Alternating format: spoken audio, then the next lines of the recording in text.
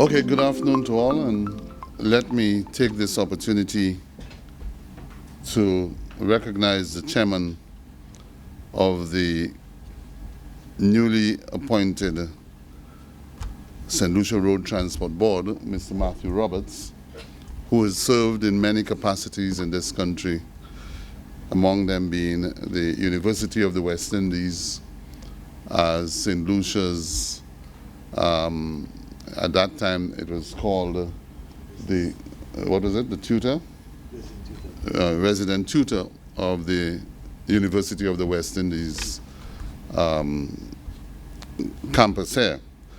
I want to also recognize the Deputy Permanent Secretary who is sitting in for the Permanent Secretaries of Island, and of course the Chief Transport Officer, all of whom are indelibly responsible for the success of the work of the Road Transport Board.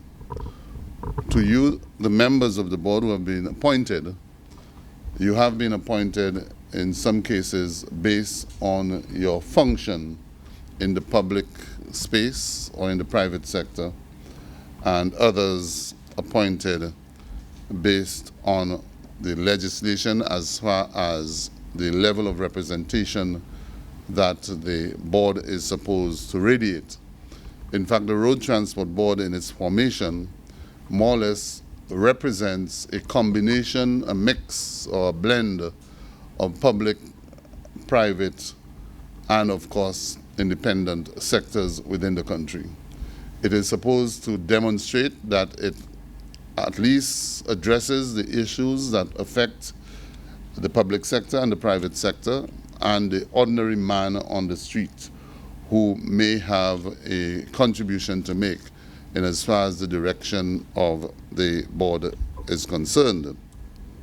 Now, you have been appointed based on legislation. So it's not a board constituted based on what the minister believes it should constitute, but based on what the Road Traffic Act calls for in the appointment of a board, what we call the St. Lucia Transport Board. And therefore, you have a very responsible task of shaping the environment for public transportation, road traffic, etc. And that is reflected in the legislation, particularly under section 49 of the legislation, which speaks to the formation of the Road Transport Board.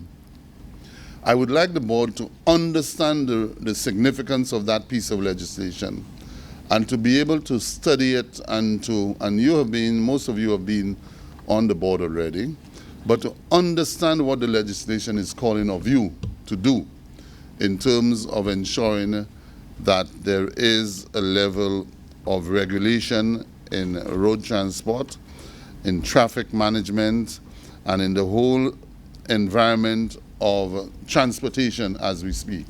It's all about transportation, to make sure that there is a level of control, regulation, and management, and to be able to fulfill those functions that are called.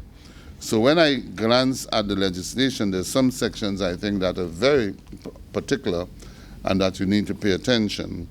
The functions and duties of the board. That is very important, to understand the functions and duties of the board, the issue of responsibility of authority.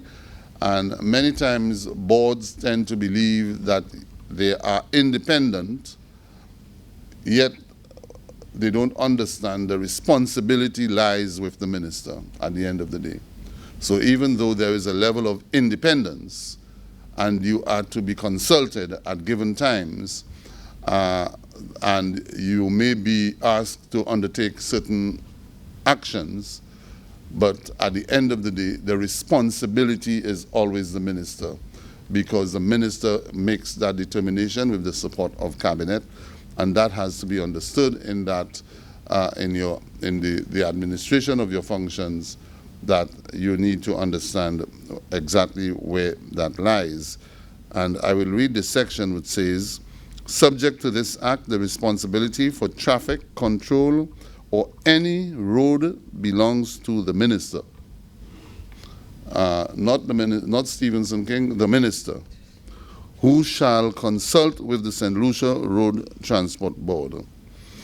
The commissioner may be put up or erect temporary traffic control devices for the control of traffic.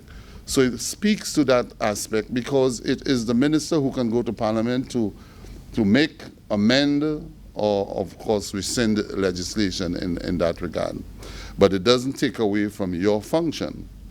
Your function is to do what the legislation calls for. When you do that, then the minister is the one who implements. There's some sections, the question of taxi and public omnibus stand, that is a very critical one, and I believe the board has a responsibility in its function to ensure that the issues relating to taxi and omnibus stands, etc., and the business of taxi associations and omnibus associations are done swiftly. We do not want to have an environment where people need to come to a minister to deal with matters pertaining to whether it's a ban or something to do with taxi association, a taxi stand, and all of this sort of stuff. Let us deal with those things with efficiency.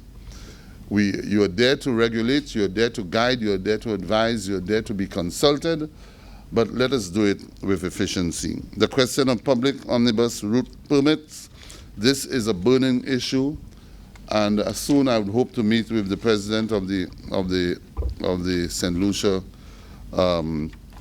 Transportation, the NCOPT, to meet to this. We'll be discussing a number of issues, but one of the issues that we have to discuss is the issue of underserved communities. There are a number of underserved communities that are affecting the movement of people through the country. And if people are not able to move effectively and efficiently, quickly, etc., then you can paralyze commerce, you can paralyze business. So what we need here is to understand that people need to move. Otherwise, then you'd have persons who cannot move easily wanting to have their own vehicles. And only this week, we had a situation at Slasper where 500 plus new and used vehicles were landed on our ports, paralyzing the operations of the port, and now more or less raising the awareness of the need to have a much bigger port facility. I mean, 10 acres of land of our port is insufficient for what's going on there. The increasing business in the country, the volume of containers that are coming in, yet the shipping companies cannot effectively remove those containers when they're empty. But back to the omnibuses, we need to look at the issue of underserved communities and what sort of mechanism that we can put in place to deal with this. There are suggestions, at least from one association, on the need, and we have been talking about it for some time, the need to look at bigger buses as to be moving more people at any given time and to reduce the numbers on the road. So the number of areas and the issue of tourism taxi permits.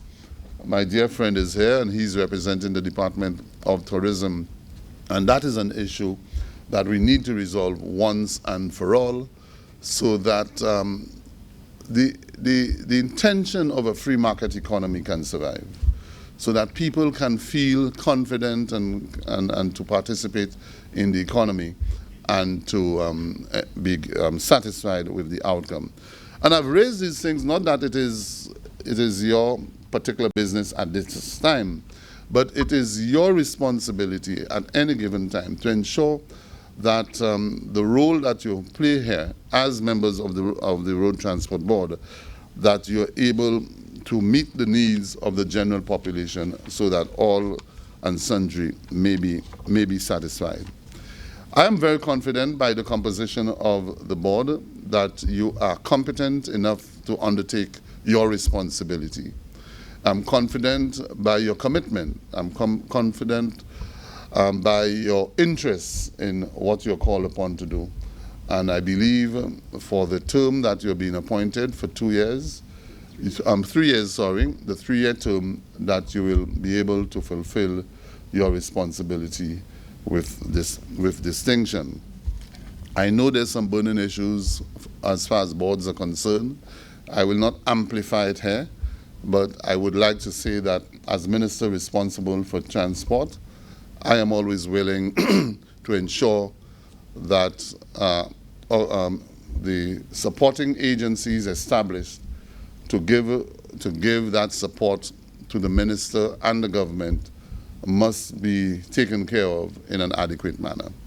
And so I want to wish you the very best. I want to encourage you to undertake this responsibility with great interest and with all of your effort to bring about the outcome that is deserving at this time. I do believe, Mr. Chairman, that with your experience, your knowledge, and the capacity you bring to the table, that we can depend on you to be able to efficiently and effectively execute the mandate presented to this appointed board here today. I want to congratulate all of you and to indicate you have my full support at this time. I thank you.